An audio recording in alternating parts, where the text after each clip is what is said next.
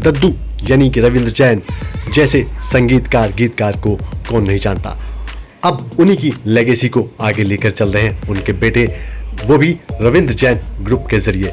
उनका एक पॉडकास्ट चल रहा है जिसका नाम है सुनो श्री राम की कहानी। जी हाँ, इस पॉडकास्ट के आज 100 एपिसोड पूरे हो चुके हैं। इसी मौके पर हमने बातचीत की रविंद्र जैन के सुपुत्र आयुष्मान रविंद्र जैन जी से और इस पॉडकास्ट के गायक संगीतकार सतीश देरा जी से और इसको लिखने वाले सुरेश तिवारी जी से।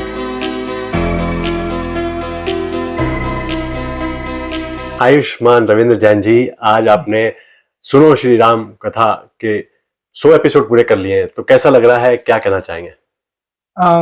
Actually it's an honour. काफी कमाल की बात है कि हमने 100 एपिसोड्स मतलब इसके पूरे किए हैं अभी। एंड एक्चुअली इसकी शुरुआत जो हुई थी वो मेरी मदर की वजह से ही हुई थी, और इसका नाम जो आया वो फादर की वजह से आया। बिकॉज इसमें हमेशा हम लोग जो भी काम करते हैं, इन दोनों का हाथ एक तरह से हमेशा हमारे साथ होता ही है। And I'm just glad that I'm able to continue this till here. I'm glad that I had such an amazing team. मतलब especially uncle and सुरेश भैया भी साथ में जो थे, इन लोगों ने काफी मतलब इसको जो कंटिन्यू करने में इतनी मेहनत जो की है। 100 एपिसोड्स आसान नहीं होते, 2.5 साल इस पे काम करना आसान नहीं होता, और इतना लेके आना, इतने अच्छे से करना, और लोगों जो भी सुनता है उनको हमेशा यही बात होती है कि उनको हमेशा आनंद आता है सुन के ये पूरा। तो जो रविंद्र जी का टेस्ट था या जो स्टाइल था, वो इसमें आपको जो सतीश जी कर रहे हैं तो कितना आपको लग रहा है कि उस तक पहुंच पा रहे हैं? अब जिस इंसान ने पापा के साथ 40 साल के ऊपर काम किया, अगर उसमें टेस्ट नहीं आएगा तो फिर आई थिंक शॉक लगेगा। तो डेफिनेटली टेस्ट तो है ही। एंड उनका जो स्टाइल है, उनका जो कहानी बोलने का तरीका है, उनकी ही टीम आगे लेके चल रही है उसी चीज को। और I think that's the best part कि उनका एसेंस हम आगे लेके आ सकते हैं, उनका लेगेसी हम बढ़ा सकते हैं। And that is truly, I am very grateful to have such people.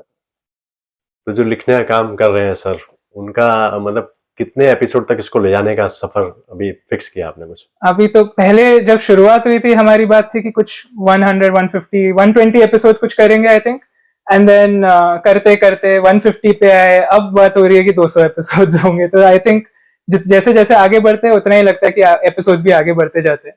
But I think 200 episodes तक तो जाएगा, 200 एपिसोड कर देंगे इसका। तो कुछ मुश्किलें भी आई इस पूरे सफर में कुछ? डेफिनेटली आई थिंक एक जो ऑडियंस के साथ कनेक्ट करने के लिए हम लोगों को जो आइडिया था कि किस तरीके से हमें करना चाहिए, क्या इसका साउंड कैसा होना चाहिए, वो सब समझने में हमें शुरुआत में थोड़ा समय लगा।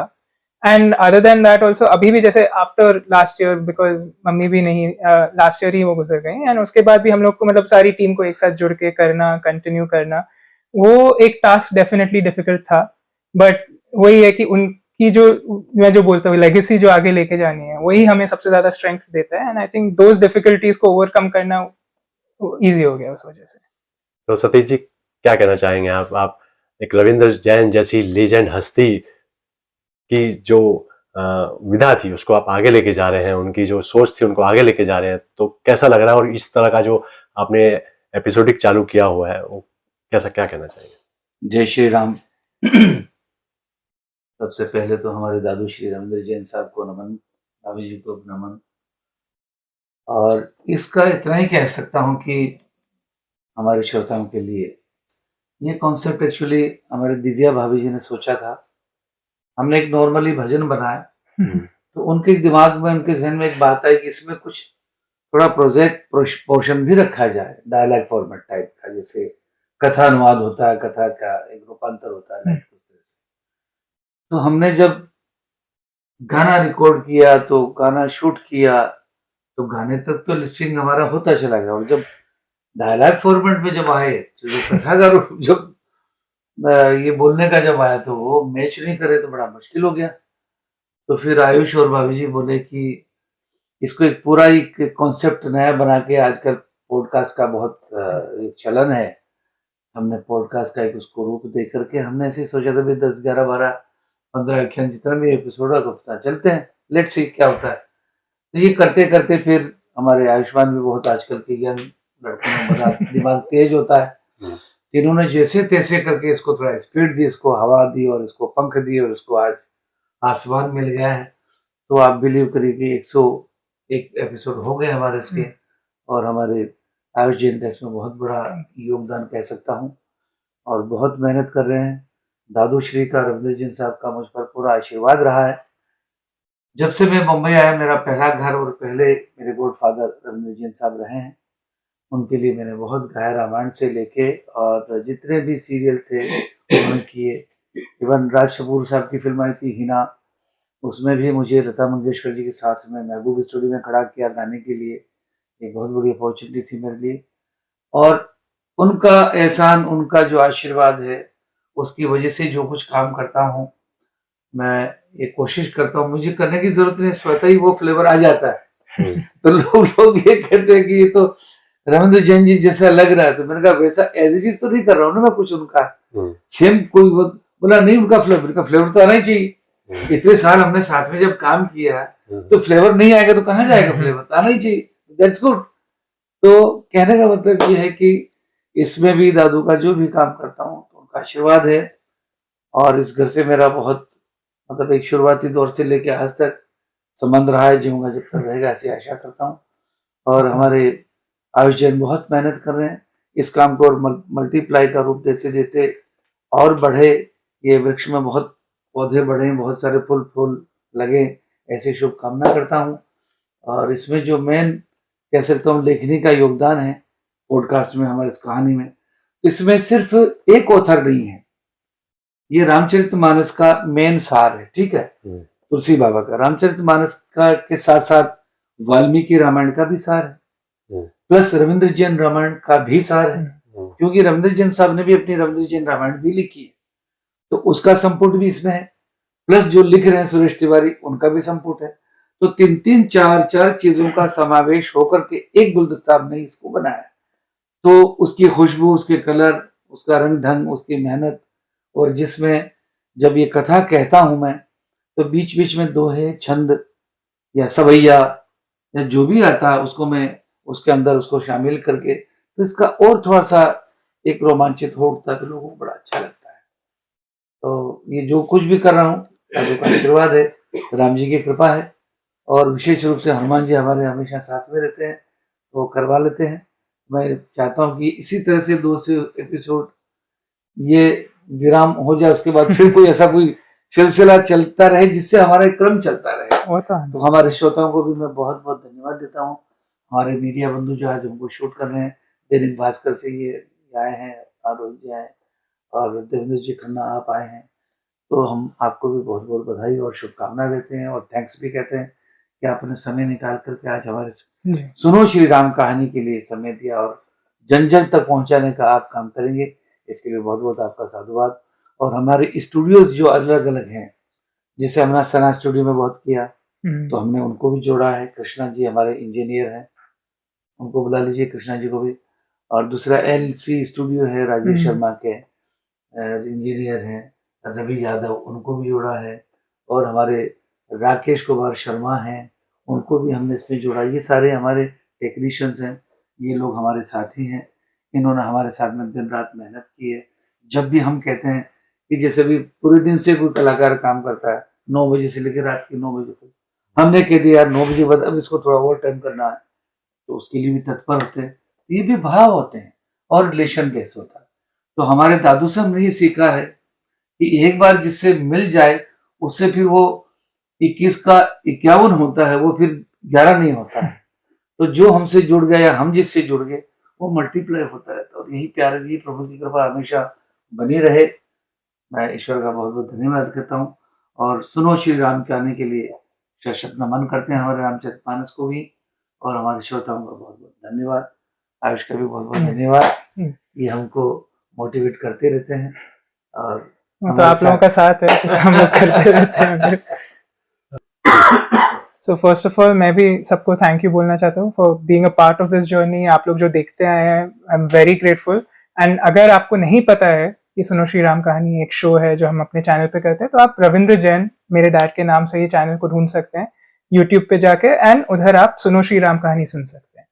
इसके अब आप जैसे जानते हैं 100 एपिसोड्स पूरे हो गए, and we are looking forward to do 200 total. So we will see you there.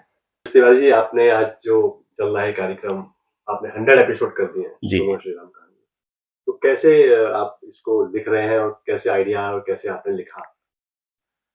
सबसे पहले तो ये कि मैं लिख ही नहीं रहा हूँ, ये लिखाया जा रहा है ऊपर वाले द्वारा। और दादू एक चीज कहते थे कि सब कुछ किया हुआ है बेटा, हम असेंबल कर रहे हैं चीजों को। तो जब वो ऐसा कह के चले गए तो मैं कहां से मानूं कि मैं कुछ लिख रहा हूं। श्रीमद् वाल्मीकि रामायण है, श्री रामचरितमानस है और श्री रविंद्र रामायण है। ये 100 एपिसोड तक तो इन्हीं 3 के बेस पे चल रहा था। अभी आज गाते गाते सतीश भैया ने बोला यार राधे श्याम रामायण भी इसमें इन्वॉल्व करो। उसके छंद ऐसे हैं कि बहुत पॉपुलर हैं राधे श्याम रामायण के। तो अब ये ईश्वर की इच्छा है कि 100 एपिसोड के बाद से राधे श्याम रामायण का पुट भी इसमें देखने मिलेगा। और ये जैसा कि अभी हमारे युवराज आयुष्मान जी ने बताया और सतीश भैया ने बताया कि ये प्रेरणा बहुत छोटी सी थी। हमारी गुरु माँ का ये कहना था कि गाने तो हम कर ही रहे हैं, भजन भजन, थोड़ा सा कुछ और करो जो भजन से अलग हटके हो। तो उसमें हमने कुछ डायलॉग्स इंक्लूड किए थे और ये था कि एक छोटी सी राम कहानी का गाना करेंगे और दैट्स इट। अब वो जो टेक्निकल एक प्रॉब्लम हुई कि लिप सिंक नहीं हो पाया, उसकी वजह से फिर भाभी जी ने कहा कि इसको थोड़ा सा और बढ़ा के एक काम करो, कथा जैसा ही कर दो। अब वो एक कथा 15 मिनट की करने के चक्कर में हम 150-200 एपिसोड पहुंच रहे हैं। ये ईश्वर की बहुत बड़ी कृपा है, दादू का आशीर्वाद है, राम जी का आशीर्वाद है। हमारी कोशिश ये है कि इसमें जितनी पॉपुलर बातें हैं वो तो ले ही आए। श्रीमद् वाल्मीकि रामायण बहुत कम लोग पढ़ पाते हैं, अध्यात्म रामायण है वो कम लोगों तक पहुंची है। तो कोशिश ये है कि कुछ ऐसे कथानक, कुछ ऐसी बातें जो बहुत पॉपुलर नहीं है उनको लाया जाए। तो वो जो समझते हैं वो अच्छा रिस्पॉन्स भी करते हैं, हमें आशीर्वाद भी मिलता है। और सबसे बड़ा धन्यवाद भगवान का, उसके बाद हमारे इनका आयुष्मान जी का कि इन्होंने अभी जब 100 एपिसोड पूरा हुआ तो मैंने कहा यार ये कहानी रामचरितमानस को पकड़ के चलेंगे तो भी 150 तक जा रही है और अगर हम 2-3 ग्रंथ और मिलाएंगे तो ये लंबा होगा। तो बोले कोई चिंता नहीं, आपको जहां तक खींचना है खींचो, पूरी बात आनी चाहिए जितना आप लोग करना चाहते हो। अपने चैनल का हम कोशिश भी यही करते हैं कि जितना हम लोगों को पहुंचा सके, भक्ति की बातें जितना पहुंचा सके, जितना उनको मतलब उसमें इम्ब्यू कर सके ना, उतना कर सके, करते ही हैं। तो उसी हिसाब से लोग देख रहे हैं, हजारों लाखों लोग देखते हैं, तो क्या उनके रिव्यूज और क्या आता है उनका, क्या usually I think the best thing I can say is कि उनको उसका जो एक बोलते हैं ना भगवान का जो एनर्जी है, जो उनको सुनने में लगता है, उनको फील होता है, वो आई थिंक उससे अच्छा कॉम्प्लीमेंट कुछ नहीं हो सकता। बिकॉज इफ यू अगर आपको वो इस शो से आपको इतना भी एसेंस पता चल रहा है, आपको लग रहा है कि आप भगवान को फील कर पा रहे हो, अपने अंदर उसका एनर्जी फील कर पा रहे हो, तो then there is nothing better. क्योंकि वो डिवाइन से कनेक्ट करना हम लोग तो स्क्रीन के पीछे से कर रहे हैं, वो स्क्रीन के पीछे से इतना कर पाना बहुत बड़ी बात है। और कभी कभी यूट्यूब के कुछ कमेंट्स पढ़ के ना बड़ी तसल्ली होती है कि हमने जो लीक से हट के थोड़ा सा कुछ लिया था ना, कोई कह देता अरे वाह ये तो हमें पता ही नहीं था, ये तो आपने अच्छा सा बड़ा प्रसंग निकाला। जी हाँ, तो बड़ी तसल्ली होती है कि हमने कुछ ऐसा दिया जो 2 ने ही देखा पर ऐसा बोला कि ये तो हमने नहीं सुना था। तो ये इसमें बड़ा अच्छा लग रहा है, कर करके आनंद आ रहा है। राम जी का काम है। क्योंकि अभी सतीश जी बोल रहे थे कि लोग ये तो जानते हैं कि राम के पिता दशरथ थे, लेकिन दशरथ के पिता कौन थे वो कोई नहीं जानता। हाँ, ये बहुत बड़ी विडंबना है हमारे देश की। सुनने वाली चीज आज से इसको काफी सारी ऐसी चीजें जो अच्छा, राम जी से ये बड़ी व्यवहारिक बात बताऊं, राम जी का तो अपना मामला ही है, हम उनके पूर्वजों को जाने। अपने यहाँ सनातन में इतनी स्ट्रांग व्यवस्था है कि अगर हम आज जिद पे अड़ जाएं कनेक्ट करने के लिए तो ब्रह्मा जी तक हमारा कनेक्शन लिखा रखा है। कौन से ऋषि की संतानें कौन है, हमारा आज का नाम जोड़ के हम अपने पूर्वजों को अगर गिनते जाएं तो वो पूरी लिंक मिलती है कि हम कैसे उनसे जुड़े हुए हैं। तो राम जी के पूर्वजों को जानना ही चाहिए। कोशिश हमारी यही है कि जितना हो सके जहां से समेट सकें ले आएं। और शुरू हुआ था 10 मिनट के एपिसोड से, आज हम मेरे ख्याल से 25-26 मिनट के एपिसोड तक पहुंचे हैं। आज वाले एपिसोड में 28 मिनट हमने छू लिया है, तो वो प्रसंग के हिसाब से चल रहा है। और अभी अगर राधे श्याम रामायण भी जुड़ेगा तो एक और नया रंग उसमें आएगा, नया छंद जुड़ेगा। बाकी दादू ने, हाँ एक चीज बहुत जरूरी है बोलना इसको लेके कि श्रीमद् वाल्मीकि रामायण 2-3 छंदों में है जो संस्कृत के छंद हैं। वो लौकिक संस्कृत में है, वैदिक संस्कृत में है, उसके छंद गिने चुने 3-4 हैं। श्री रामचरितमानस 6-7 छंदों में है, तुलसी बाबा ने लिखा है। दोहा, चौपाई, छंद, सवैया वगैरह वगैरह। सवैया नहीं है रामचरितमानस में, दोहे, चौपाई, छंद और कुछ मुक्तक टाइप के। रविंद्र रामायण में शायद ही कोई विधा बची हो जो छंद उसमें ना हो। सफल मलूक है, सेनानी है, मुक्तक है, आल्हा है, सवैया है, ब्रिजबाला है, मालिनी छंद है। ये ऐसे ऐसे मतलब जितने छंदों को नॉर्मली लोगों ने कभी सुना भी नहीं है, वो सारे छंद रविंद्र जैन जी ने समेट के अपने उस रविंद्र रामायण में डाला है। तो एक बड़ी चीज आ रही है कि नए नए छंदों से भी लोगों का परिचय हो रहा है। जो जिस विषय का जानकार है उसको हर तरह की चीज उसमें नई नई मिल रही है।